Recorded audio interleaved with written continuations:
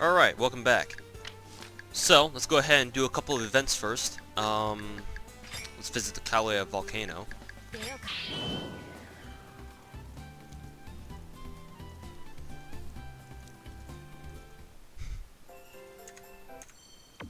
$18,000. Nice. And now we can fish in Hawaii, because it's not like we can do anything else right now.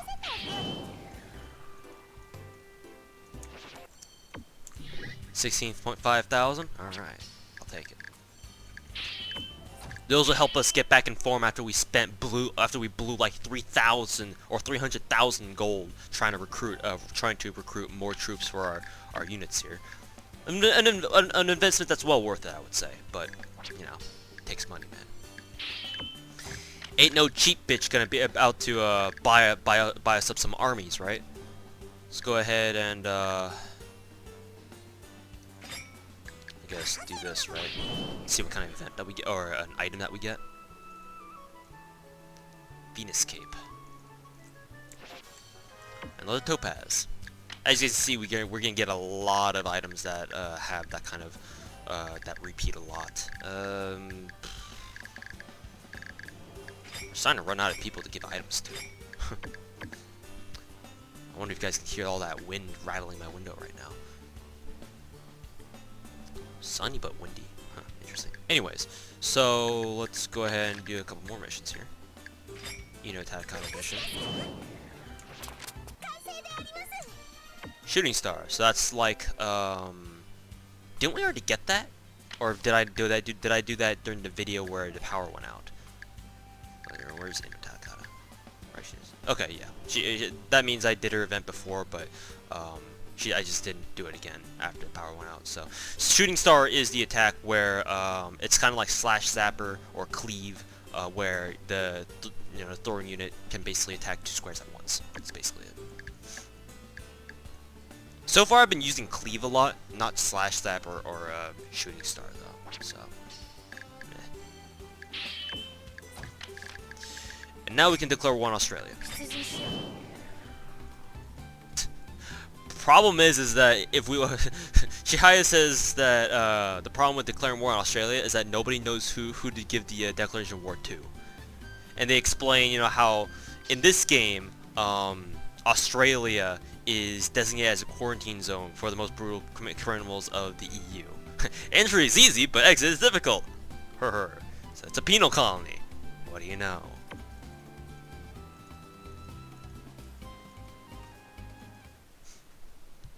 Oh yes.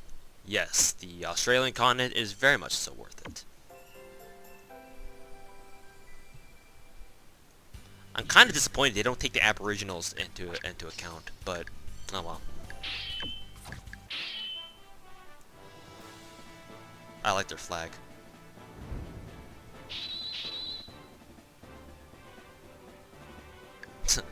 You'll notice that their units have both have sprites of all sorts of factions. Like this one's a Japanese rifleman, and everyone's some kind of knight or black knight. Shishiwang D, Aerosol down there, Ashoka there, Ashoka there, Hiragenai, and sure. I should put her up here actually, so that the rifleman can't hit her. Should I charge? Sure.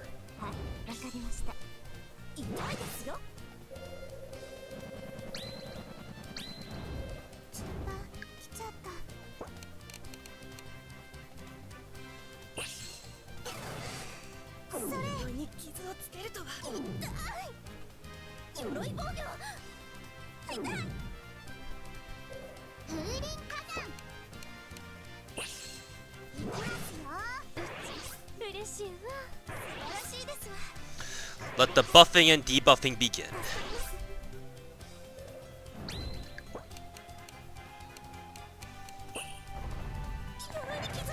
One shot.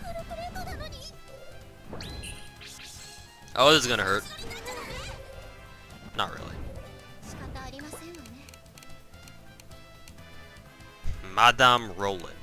Nice name.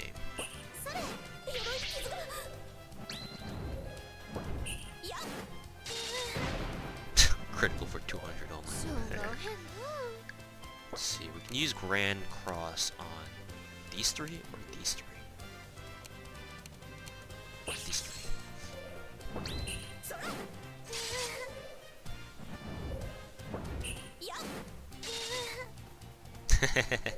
Only 3 damage because of the Topaz item.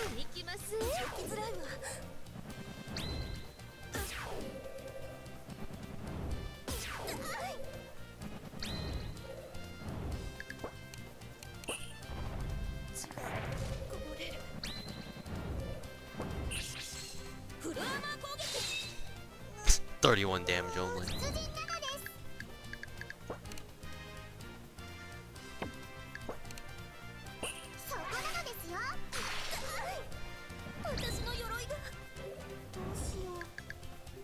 Nah, I don't think applying a speed down on them again is really necessary.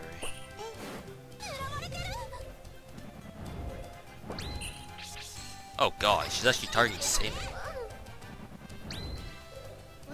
Interesting that she would go do that. 1300 damage. That's what I like to see.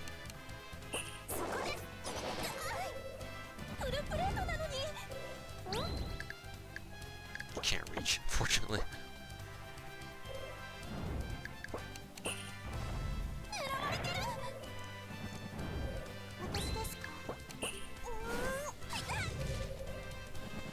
I'm pretty sure Sunsu won't be able to finish her off.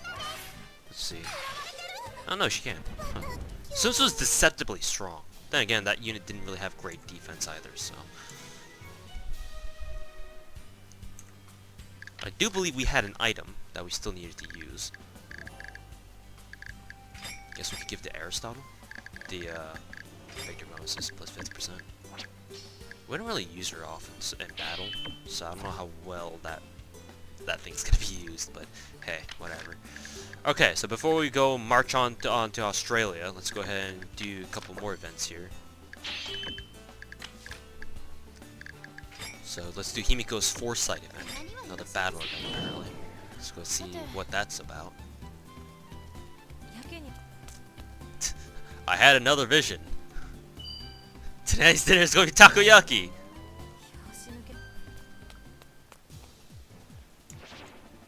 Well, if you're talking about this takoyaki, then I'm all for it, right? So Himiko's power, because she's a diviner, is to kind of, you know, foresee the future, and her way of seeing the future is very strange, just put it that way.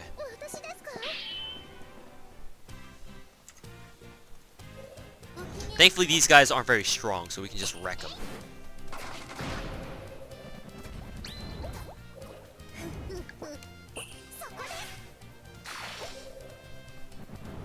Even still, Himiko, even with 2,000 troops, can't finish off someone who only has, what, less than 500.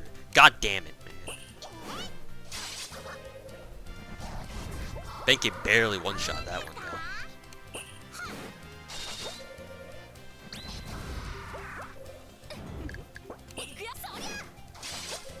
Nice.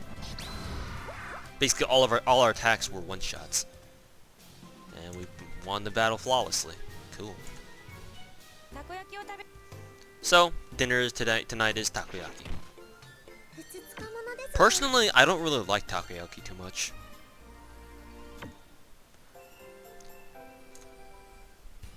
So, Himiko, because of that event, gains a new move called Refresh. So for 2 Brave, it removes all negative statuses from allies.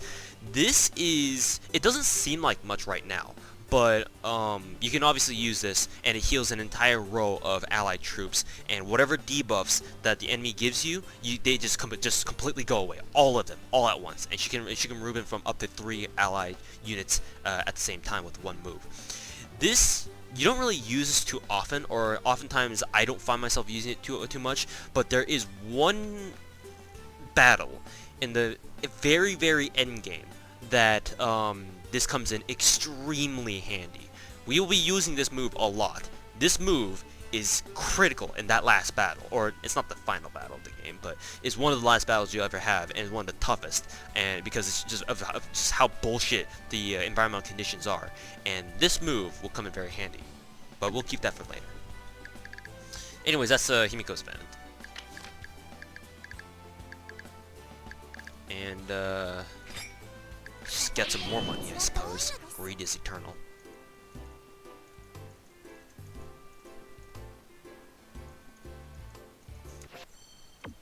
Lancelot eating shit as always. Okay, with this, let's go ahead and march on Darwin.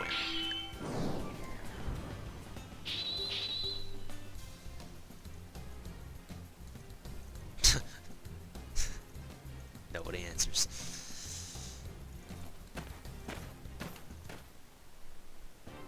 So like I said, Australian armies are completely made up of very odd mixtures of units. Like, we've seen this one before at Macedonia, we've seen this one from China, we've seen this one from Japan, this one also from Japan. Like, what is even going on? Let's see, I'm gonna keep her in the back row. Kamehameha in front. Oda Nobunaga in the back here. Tutankhamun for healing. And Yoshitsune. Yeah, let's put Alexander there. I just realized the magician in the back has 4,000 troops. What the fuck? She better be fucking weak. If she has like 9 attack or something, I'm gonna be fucking... I'm gonna be... Yeah. I don't know what I'll be.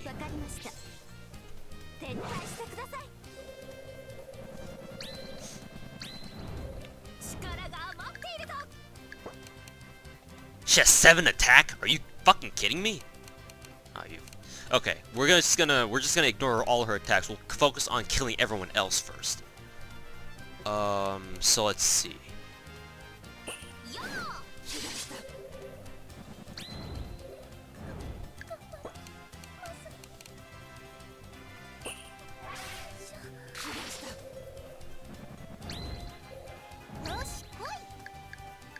We can also use Needle Rush on her.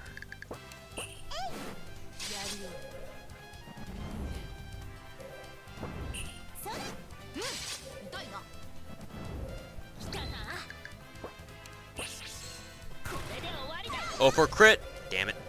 Even still, we did 2k damage to her. So that's nice. We can also do this.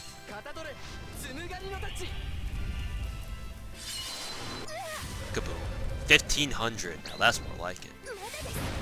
That's a crit. Wrecked.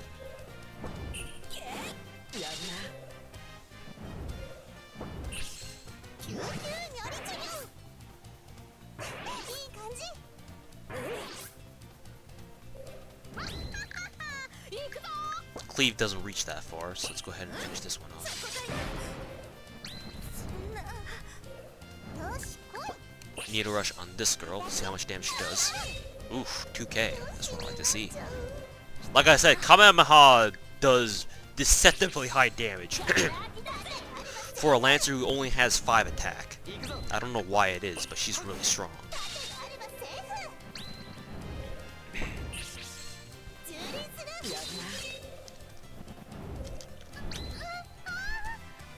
Let's go ahead and heal, because we can.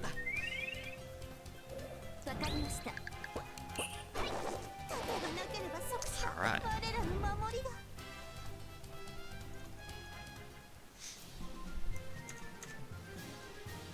So if you paid attention to the ending dialogue there by the Australian soldiers,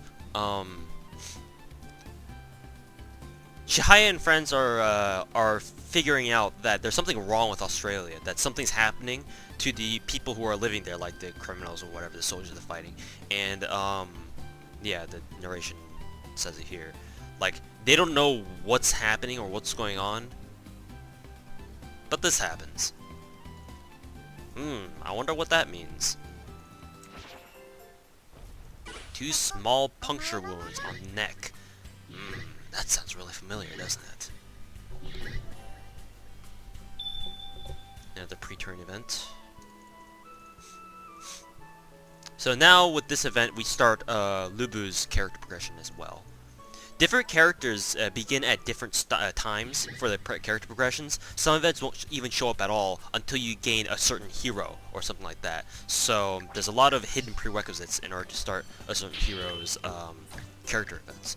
We're gonna end the video here because it's been 15 minutes, so I want to be able to, record manageably. So when we come back, we will do some more events and continue on our conquest into Australia.